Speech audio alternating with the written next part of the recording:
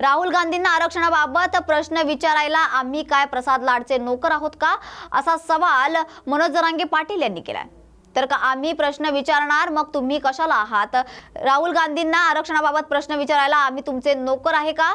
हे देवेंद्र फडणवीस वाचवणारे लोक आहेत, अशी टीकाही त्यांनी यावेळी केली आहे. दादा, मराठा आरक्षणासाठी विशेष अधिवेशन बोलवावं या मागणीसाठी आमदार राजेंद्र राऊत जे आहे ते आंदोलन करतात बार्शीमध्ये. करू दे ना, काय होतं केलं म्हणून, चांगलं काम करतोय.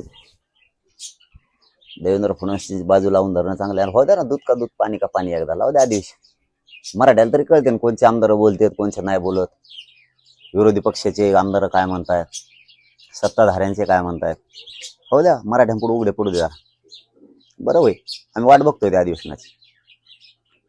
तुमची पण तीच मागणी आहे का? बघा आता ती आता ही माणूस येतो सैन्यातला, त्याच्यामुळं काय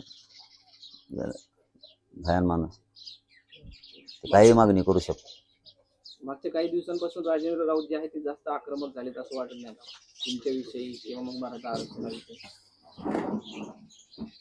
सत्ता टिकवायला, पद टिकवायला, संपत्ती टिकवायला आक्रमक गरीब मराठ्यावरच व्हावं लागणार आहे त्यांना.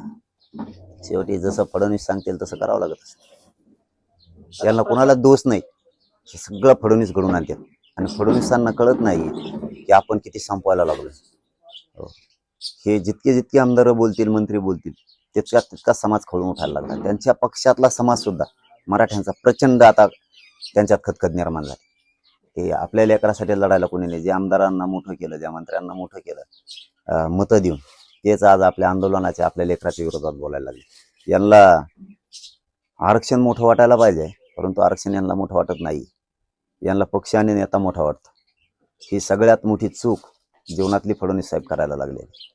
कारण हे सोपं नाही आहे. बाकीच्या समाजाचे लोक बघा की कोणत्याही पक्षात राहतील, पण आरक्षणाच्या बाजूने बोलतायत, त्यांच्यात विरोधात जात नाहीत आणि आंदोलन पण करत नाहीत. हे मात्र स्वतःचा पक्ष आणि त्यांचा नेता आणि स्वतःची संपत्ती वाचवायसाठी जातीच्या आरक्षणाच्या विरोधात. आपल्याला मोठं आरक्षण वाटलं पाहिजे. जसं बाकीच्यांना आरक्षण मोठं वाटतं, नेता आणि पक्ष मोठा नाही वाटत त्यांना, तसं यांना वाटणं अपेक्षित होतं. आणि मराठ्यांना ते ऐकायचं होतं यांच्या तोंडून की पक्ष नेता आमच्यासाठी मोठा नाही, कोणी निवडून येऊ किंवा कोणी पडो, आमच्यासाठी ते मोठं नाही, आमच्यासाठी आरक्षण मोठं आहे. कारण आमचा करोडो गोरगरीब समाज मोठा या आरक्षणामुळे होणार आहे, हा उद्देशांचा पाहिजे होता. परंतु आता देवेंद्र फडणवीस यांचे विचार जर चालवायचे म्हणलं यांना, तर यांना नावीलाजान तसं वागावं लागणार आहे.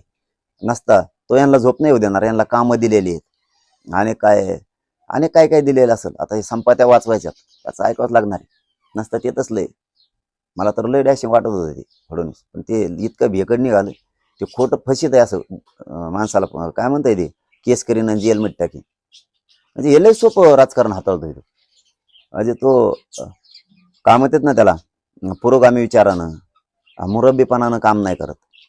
सत्तेच्या जोरावरती आणि त्याचा गैरवापर करून फक्त भेडायचं गोरगरीबाला किंवा त्या नेत्याला की तू आमचा ऐक नसता तुला जेलमध्ये टाकू. जसं की मला करायचा प्रयत्न केला त्यांनी यासाठी नेऊन जेलमध्ये टाकेन. म्हणलं मला टाका, कुटुंबाला टाक, मी नाही मोजित तुला. गप बसलं. ते फक्त भेडीत आहे. त्यांनी देवेंद्र फडणवीस सरळ सरळ काम केलं पाहिजे. जनतेचे काम करणं त्यांची जबाबदारी. ते असले चोराच्या उलट्या बाबा हे असलं नसलं पाहिजे. त्यांचे काम करणे जबाबदारी, ते त्यांनी केलं पाहिजे. उगाच आमचेच लोक आमच्याच विरोधात घालून देवेंद्र फडणवीस जास्त फसायला लागला हे त्याच्या लक्षात येत नाही. पण त्याच्यापाशी पण जाहीरपणानं सांगतो मी त्यांना की तुम्ही आरक्षण द्या, तुम्ही खड्डा नाही भरून काढू शकत.